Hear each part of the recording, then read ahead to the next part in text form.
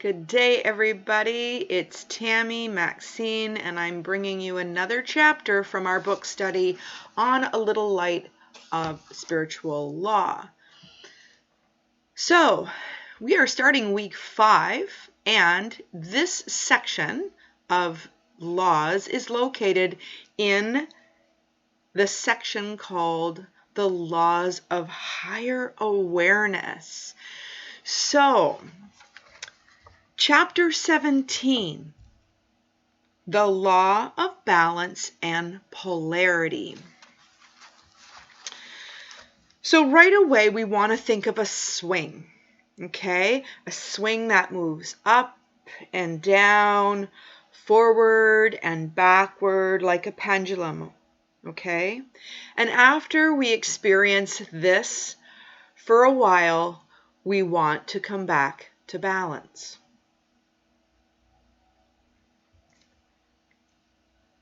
And stillness, like ebb and flow of life, turbulence and peacefulness.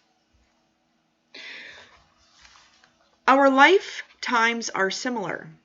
We experience one aspect of life and then its opposite. The more we wish to explore one extreme, the further from the center we swing. But then we must swing the other way to understand the opposite. So, when we have unresolved aspects within us, and our aim is to integrate the polarities so that we can live in balance, this is consciousness now moving forward very rapidly. And we are bringing forward the different aspects of our personality and aiming to balance them during this life. So if you think of, we can see whatever we want to see. We can notice the wounded consciousness and the collective woundedness of a shadow aspects, the heavy feelings that people are experiencing right now. But I can assure you, just like the balance of polarity, or the law of balance and polarity, you can focus on whatever side of that coin you want. We are going to experience both and all, whether this life or another life. So swinging from one pole to the other, okay? Do you feel that you're out of control when you're in these extremes? Notice when you have big feelings, whether that's huge joy and amazing expression of woo, or really low of low. Know that balance will come about. It's not possible to stay in that space. So when you're low, don't make that mean anything.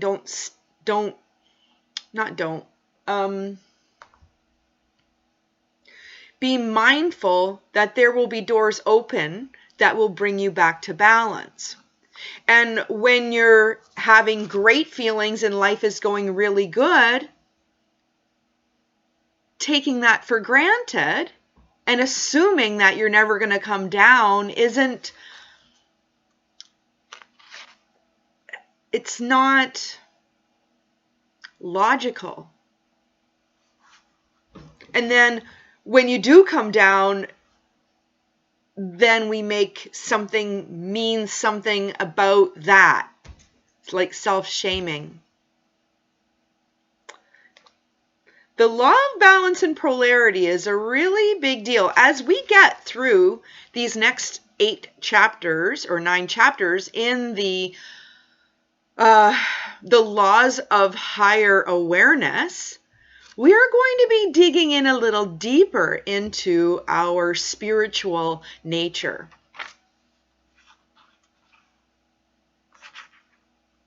We want to accept and love ourselves and let others be themselves. So it's like meeting people where they are and knowing that is not permanent. Okay? So there's a couple of examples here. The first one I'll give you is, I've said it before, there are 7.8 billion people on the planet and everybody's experiencing something different. So just know that. And when someone shows you who they are, they can be different tomorrow.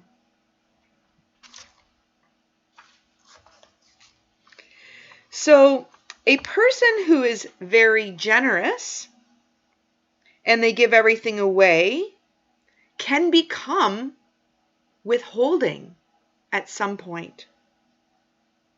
Okay? What about someone that is angry and controlling? Then they are detached and aloof. Remember, the balance is to be open-hearted and even-tempered. Binging and starving are opposites. And we all go through food things. Think about the holidays. You know, who doesn't love a little extra stuffing on their plate? Nom nom. Okay, but it's the feeling of out of control and the need to control. Think about masculine energy. Masculine energies and feminine energies. We embody both. Our masculine energies are when we are doing, thinking, when we're logical, when we're aggressive. Well, the feminine part of us is being, creating, intuition, passiveness. But our aim is to balance these internally so that we can listen to our intuition and act on it. So it's like we can have both. You can have the creative ideas and then think them through to fruition. We can have rest and play. We can have nurture and protect. Any qualities that are out of balance, we eventually center ourselves and make new life choices. So it's about in the awareness. You know, you're never too much. You're always enough. But if you notice that part of you that is too much, I love the me that's too much sometimes. And if I notice that I'm being too much of one way more than another, I can rein myself in. It's all about awareness. So it goes on to say, if you do not like the way you were treated as a child, very likely you will overcompensate with your own children. This is the same in relationships. You know, from one relationship to another, you might be more of one thing because the contribution of the person that is the person you're bouncing off of is going to create new aspects of you, or maybe not create new aspects of you because they all exist, but will help those aspects come to life for you to see them. So if your parents were withholding and mean, you may give your children more than you can afford. If they were overprotective, you may let your children have too much freedom. So we are always seeking balance. And when we find it in the lesson is learned. When we find it in the lesson is learned. So balancing aspects of our personality is rather like riding a bicycle. You might fall off on one side or the other. You might wobble a little bit, okay? But eventually you balance and become more smooth. The ride becomes more smooth. So this point of equilibrium is the balance that we seek in all things. So I will leave you with this quote. Our aim is to balance all aspects of our life. Namaste.